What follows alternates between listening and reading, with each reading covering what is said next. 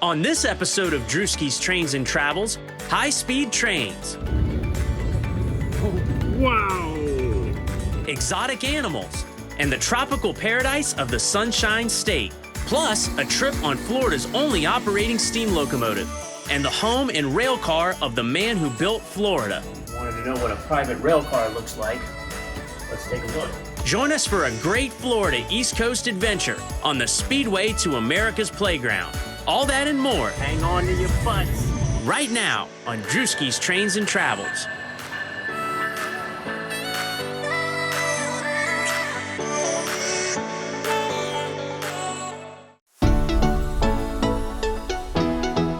West Palm Beach, Florida. Today, known for its upper-class living, high-end business, and as Florida's tropical paradise.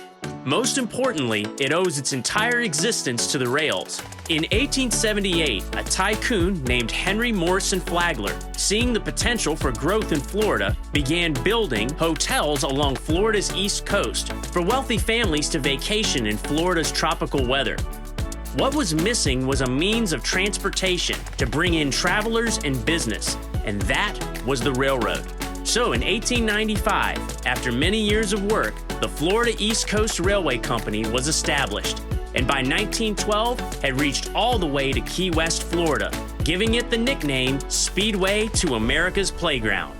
Henry Flagler's dreams of linking the entire east coast of Florida had now become a reality. Today, the Florida East Coast Railway still serves the east coast of the state, from Jacksonville to Miami, as the line to Key West was abandoned after being destroyed by a hurricane in 1935. Our journey to West Palm Beach starts in Austin, Texas, where we'll travel to Orlando, Florida, and then take Brightline, Florida's high-speed rail service, along the Florida East Coast Main Line to our destination, West Palm Beach. We begin our adventure in the city of Austin, Texas, at the Austin Bergstrom International Airport.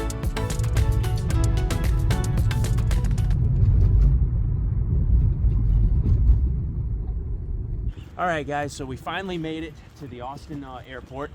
We're getting ready to go into the terminal here and get registered with TCA. What am I saying? You were thinking of the Train Collectors Association. Thinking of the Train Collectors Association. Sorry, guys, got model trains on the brain this morning for whatever reason. TSA. So we're gonna go through security, get all of our bags looked at and all of that. So far, we had a good drive in and nice and relaxful. And now the sun's peeking out, so this should be pretty nice. Kind of just prepping for that nice Florida weather that we're gonna get once we get to Florida. So we're looking forward to it. But we'll see you guys once we get inside the terminal. All right, guys, so we finally made it past TSA. We're here at our gate, and we decided that since we've got a little bit of time before our flight, that we're just gonna kind of eat, just kind of chill out, relax. But we're just gonna be waiting on our flight until 12:30, which is when we board. So in the meantime, we're gonna look around the airport and see what kind of cool stuff we can find.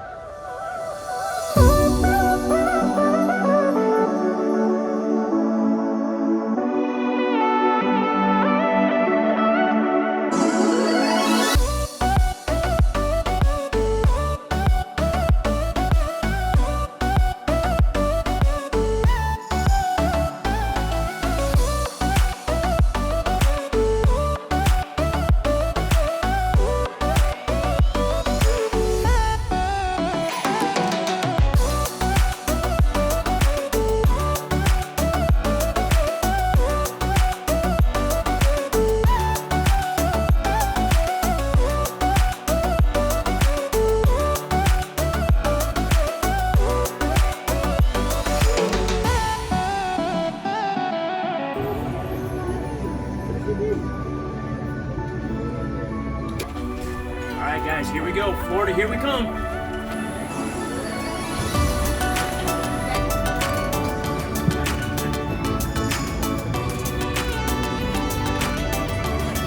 All right, here we go. Hang on to your butts.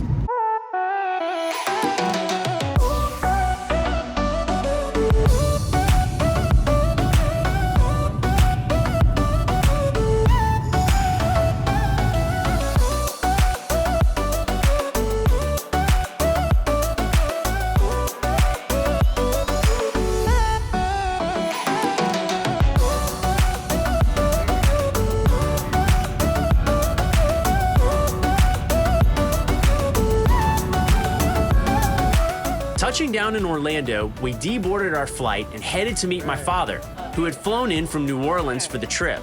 Our next stop was the Brightline depot on the far end of the airport to wait for our train, bound for West Palm Beach. Before leaving the terminal though, we got the chance to meet up with one of our subscribers we had met on the plane, so I'd like to give a big shout out to Trent and Kyle. It was great meeting you and your family, man, and I hope you guys enjoyed your trip to Disney World. After taking some time to eat and relax at the Brightline depot, our train was ready to board. Now I gotta say, from a first glance, these Brightline trains were very impressive, equipped with the latest Siemens Charger locomotives and the latest passenger cars. It wasn't until I stepped on board that I finally saw what all the hype was about. These car interiors were stellar, and ours even came with a nice twist. Oh, wow. I didn't even notice that. Okay, so I got it. I actually do have a clear window. Okay. Very nice.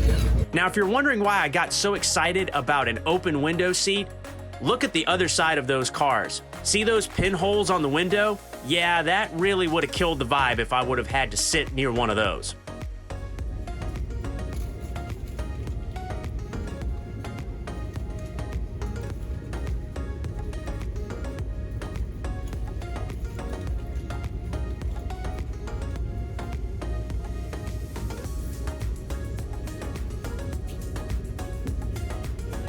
Just a first impression of the Brightline train service. This is really, really, really smooth. Something David and I were just talking about a second ago is just how smooth this ride is. I mean, this is smoother than when you ride in an airplane going down the taxiway. It's been about 15 years now since I've been, done a train trip like this. So it's, it's pretty cool, getting a chance to, experience this kind of thing.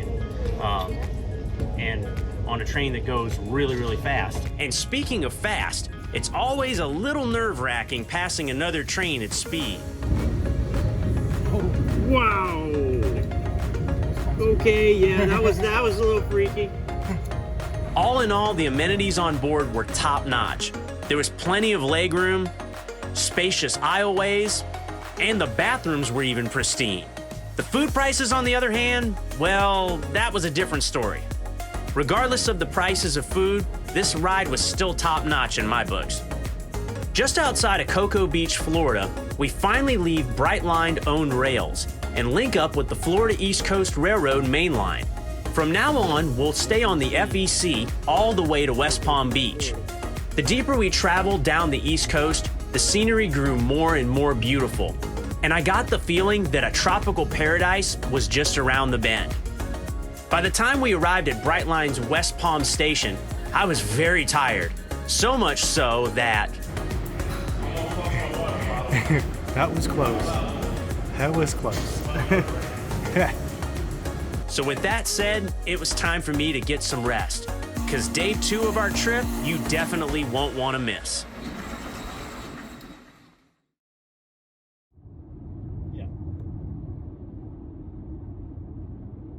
Next morning, we were up early and back on the road, heading to the small town of Clewiston, Florida, to visit a Class 2 railroad doing big things for steam preservation.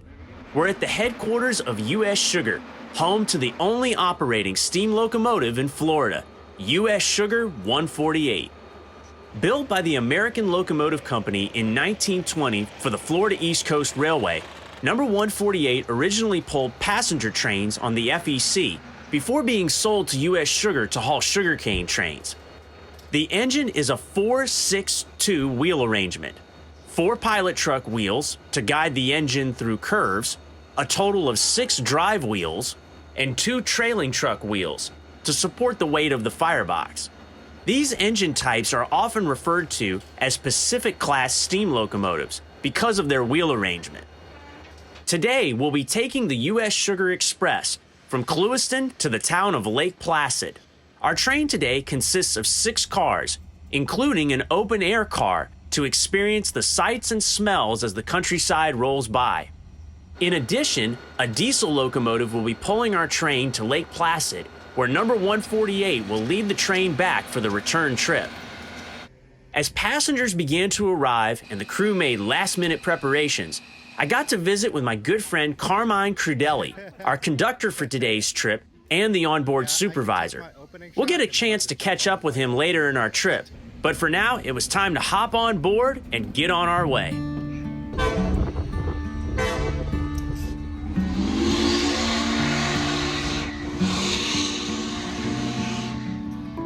All right, guys, here we go.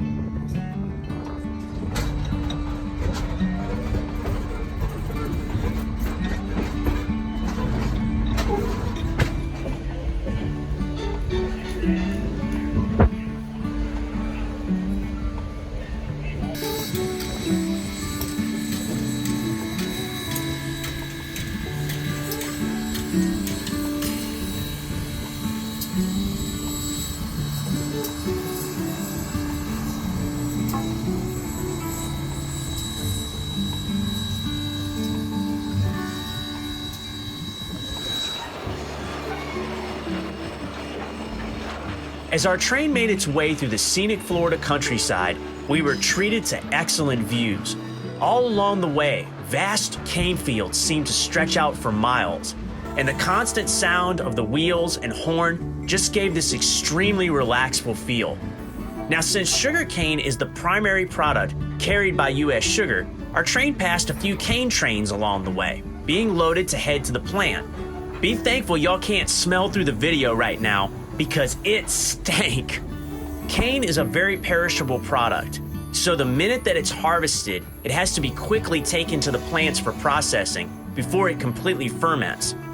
Still, it's pretty cool seeing the railroad's daily operation.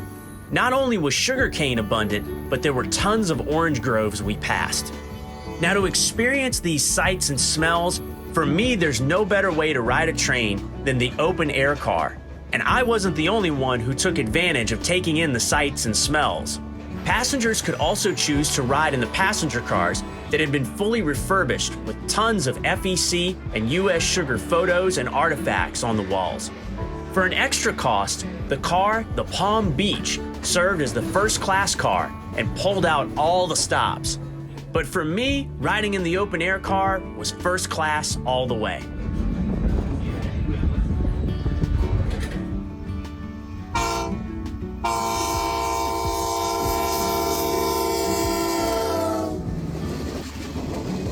Speeding along past US 27, our train makes good time as it hustles along to our destination in the town of Lake Placid.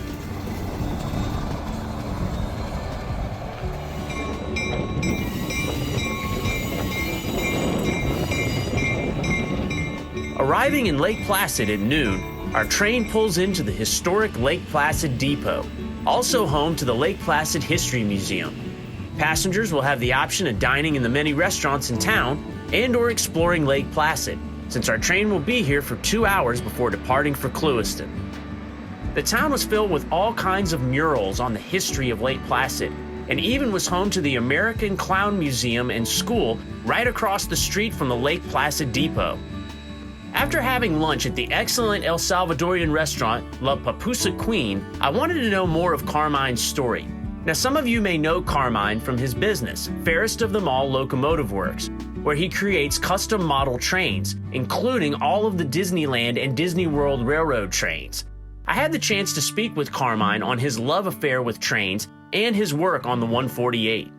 My interest in trains came from, believe it or not, my father, and my dad's not a train guy. It was one of those things, one of the first Christmases I had, he set up his Lionel train under the tree, and from that moment forward, that was it. And I just started to learn more, and there was something about a train and a locomotive to where pretty much I think it's the same thing that all young kids have. You see these steam locomotives in these videos and obviously in pictures and photos and whatever, and you're always like, wow, you know, I'd love to be a part of something like that someday. And I was honestly blessed enough to become a part of this, and it's something that I've always had an interest in. I mean, this is the closest man has ever came to creating life. The thing lives, it breathes, it makes noise. They all have different, you know, attitudes and personalities, and they all act differently.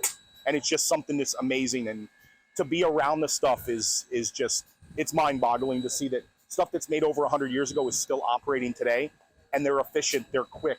You know, yeah, it's a big machine that's flailing oil and grease and stuff everywhere, but it's out here doing its job, and it's doing it 100 years later. I couldn't agree more. And as passengers and onlookers got their last shots with the 148, This 100-year-old engine was about to give us a show we would never forget.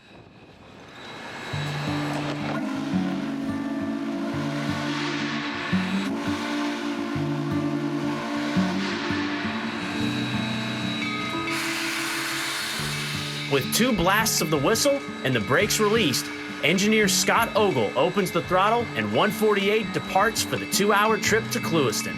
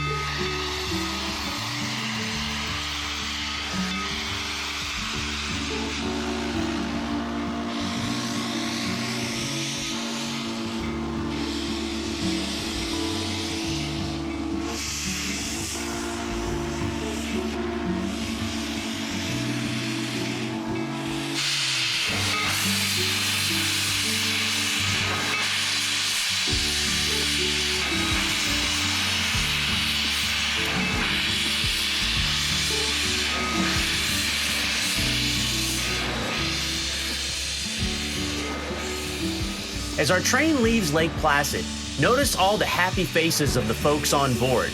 This won't be the last time we'll see these waves and smiles, as we'll be following our train by car to Clewiston. So ride along with us as we chase 148 back to home base.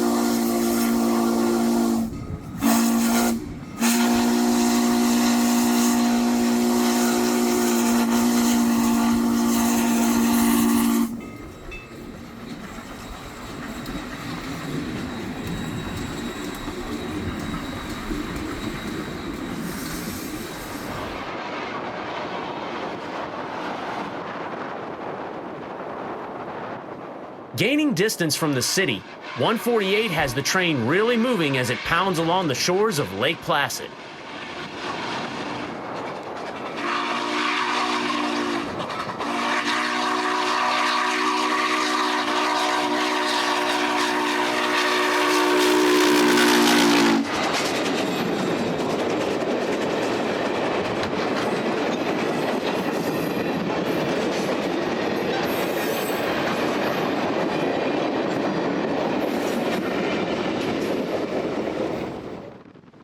Next spot up on the line is at Detjens Dairy Road, where we set up for 148's arrival. Fitting name, as these cows' dinner was about to be rudely interrupted.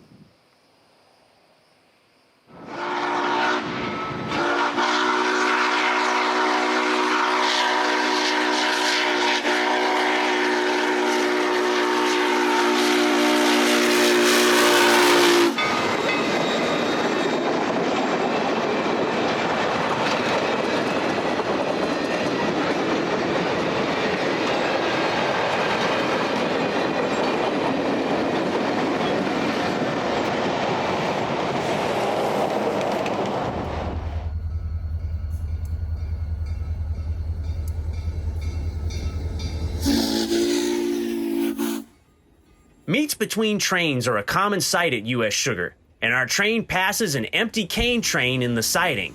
The diesel locomotive is a former Southern Pacific unit, still sporting its original bloody nose paint scheme.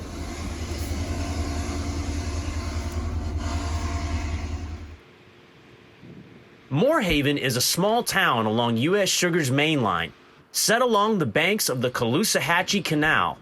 Many homes dot the waterway, and an active swing bridge is still in use by the railroad for pleasure boats and a friendly neighborhood gator.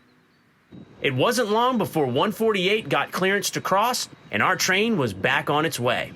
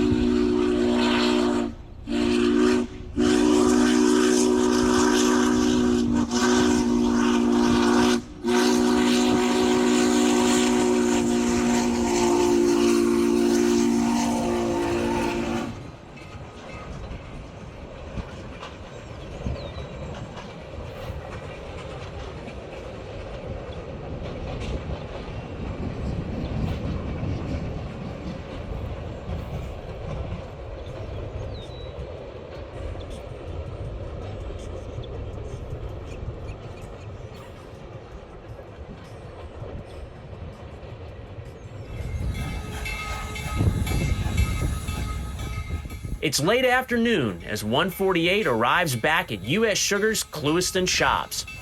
What a great fun-filled day this was.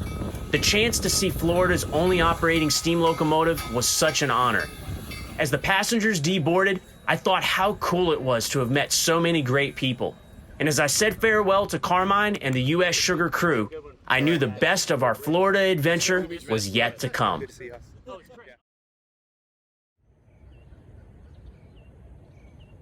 It's day 3 of our trip, and on this early humid morning, we're out by the tracks again, this time on CSX's main line, which was just behind our Verbo in West Palm. Now, West Palm is a major stop for Amtrak's Silver Meteor, and also for East Florida's Tri-Rail commuter service. Tri-Rail was started to provide intercity service to compete with East Florida's interstate highway system and runs from Miami to Mangonia Park, just north of West Palm. Currently, it's the 5th largest commuter rail service in the southern U.S. and has some pretty cheap fares. Not far behind was Amtrak's Silver Meteor, arriving for its West Palm stop with 2 new Siemens charger units in the lead. Seeing these for the first time, I gotta admit I'm not really a fan, but who knows, maybe they'll grow on me. These 2 units are sporting Amtrak's new Phase 7 scheme, which will soon become Amtrak's standard paint scheme.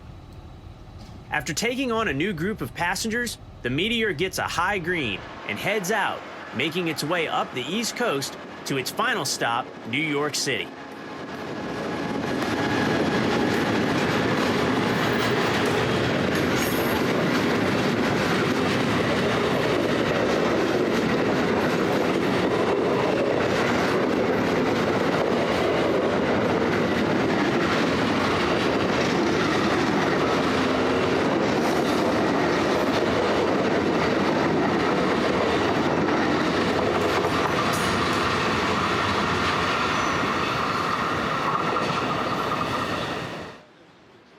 On the other side of town is the Florida East Coast Railway main line. Located along the working district, the line is also shared by Brightline as a primary stop between Orlando and Miami. Hoping to catch some FEC action, we waited near the Brightline station, eagerly awaiting a few freight trains. However, no freight trains were in sight, but thankfully, we had another ace in the hole. Well, unfortunately, we didn't see any FEC freight trains right now. Just about 3 or 4 Brightline trains that came through and made station stops. So we're gonna try to come back later on and see if we can catch some FEC freight trains, but for now we're heading over to the Henry Flagler Museum and we're gonna go check that out. So here we go.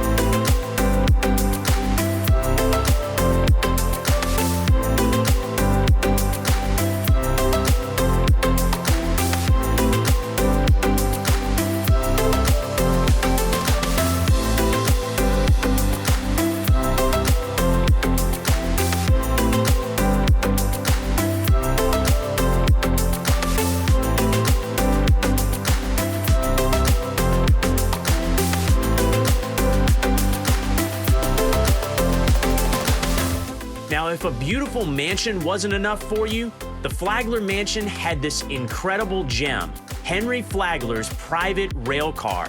And this thing I just had to check out. If you wanted to know what a private rail car looks like, let's take a look.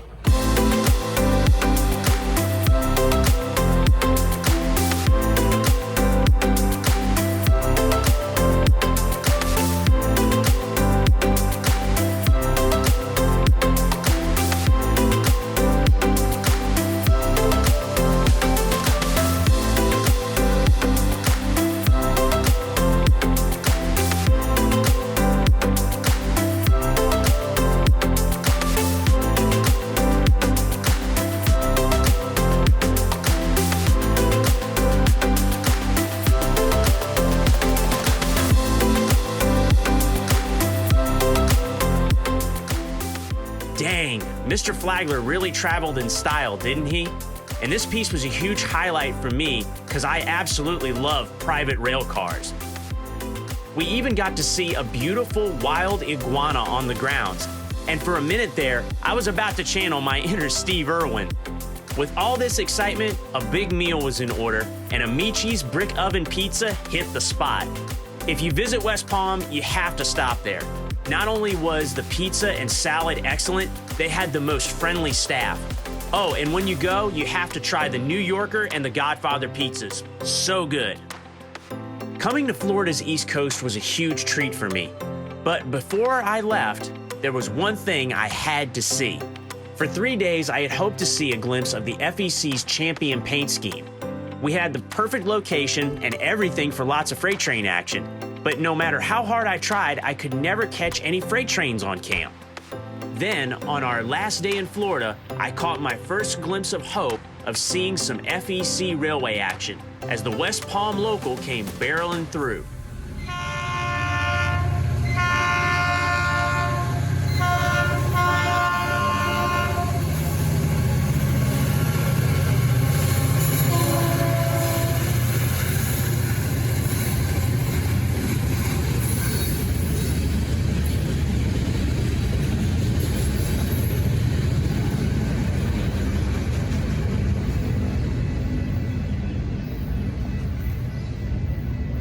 All right, guys, well, we finally got at least one FEC train on cam. That was the local that works the yard out in West Palm Beach. Had a nice GP 40 on it in the dark blue scheme.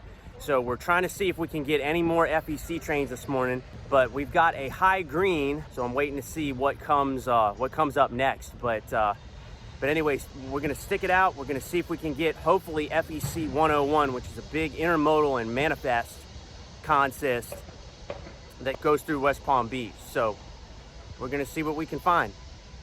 And shortly after giving this update, who should show up but the very thing I had been waiting for days to see? Tally-ho!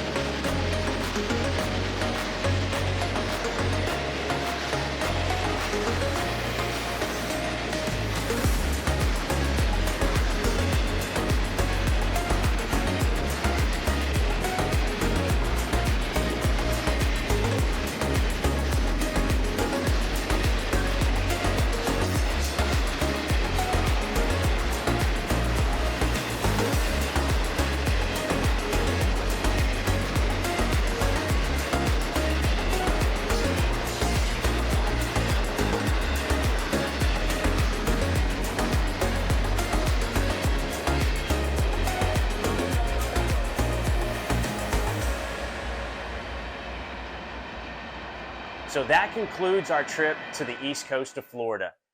Guys, I tell you what, it was just an incredible experience to be able to go on this trip after many, many years of wanting to see some of the things there that we'd seen. And as I went back and looked at all the footage, guys, it was just incredible to me just how many good memories I had from this trip. The Flagler Museum was on the bucket list, and for sure the U.S. Sugar 148, the U.S. Sugar Express. I mean, I have not seen a steam locomotive since Big Boy 4014 came down back in 2021, and to be able to see a Florida East Coast Pacific class was just a huge highlight for me, especially because I'm a Florida East Coast Railway fan. So definitely a huge highlight. I want to give a big thank you to the U.S. Sugar crew and staff for not only their warm hospitality, but also doing me a favor by signing this MTH Premier Florida East Coast Railway commemorative hopper with the Florida East Coast Railway map on it. I had it signed by all the crew members, so I want to thank each of the guys for signing that for me and for making my day on that end. Thank you guys so much. I hope that this video inspires you guys to go and see West Palm Beach and the areas that we got to explore for yourself, and hopefully get to make your own memories from going on a trip like that.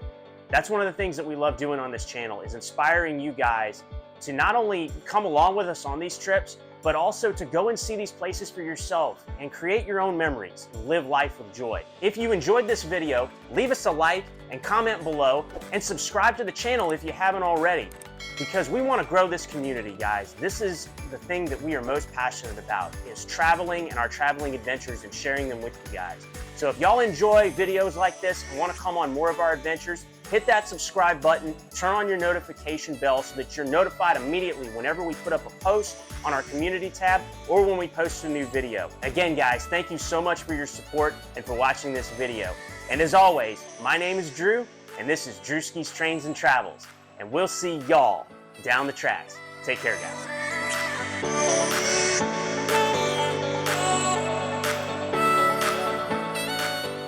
What's been your favorite part? There's been a lot of favorite parts. I enjoyed chasing after the 148. That was fun, going and back. But I especially like the Brightline.